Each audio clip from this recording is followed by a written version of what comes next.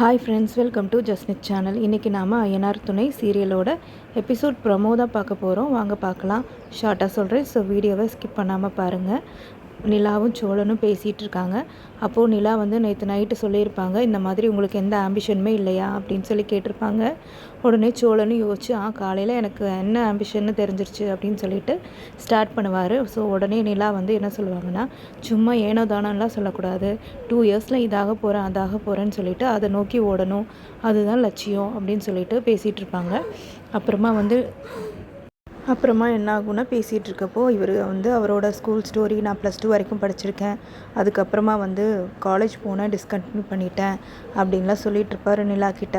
அவரோட college life, அதுக்கப்புறம் ஏன் டிஸ்கண்டினியூ பண்ணார், அப்புறம் +2 வரைக்கும் படித்து அதில் ஒரு அவார்ட் வாங்கினேன் அப்படின்னு சொல்லிட்டு, பேச்சு போட்டிலாம் நான் வந்து ஃபஸ்ட்டு ப்ரைஸ் வாங்கினேன் அப்படின்லாம் சொல்லிகிட்ருப்பாரு.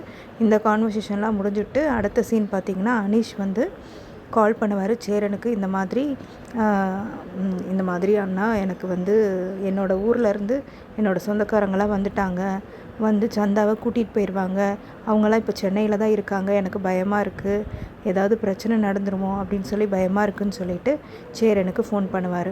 அந்த டைமில் பார்த்திங்கன்னா அங்கே வீட்டில் பாண்டியும் இருப்பார். பாண்டி காலில் பேசிகிட்டு இருப்பார், வானந்திக்கிட்ட பேசிட்டு ஜாலியாக சிரிச்சுட்டு இருப்பார்.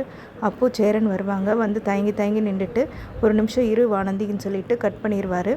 உடனே வந்து கேட்பாங்க, பாண்டி கேட்பார், என்னாச்சு அண்ணா, ஏன் ஒரு மாதிரி இருக்கா அப்படின்னு கேட்கும்போது, இல்லைடா, இந்த மாதிரி சந்தாவுக்கு ஒரு பிரச்சனை, சென்னையிலேருந்து அவங்க ஆளுங்கள்லாம் வந்துட்டாங்களாம்மா, சந்தாவை எப்படியும் ஏதாவது பண்ணி அவங்க ஊருக்கு கூட்டிகிட்டு போயிடுவாங்க, என்ன பண்ணுறதுன்னு தெரியலை அப்படிங்கிற மாதிரி சொல்லிகிட்டு இருப்பார்.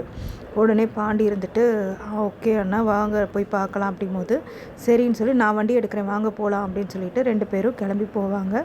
அப்போது அங்கே பல்லவன் இருப்பார். பல்லவனை வந்து கண்டுக்கவே மாட்டாங்க.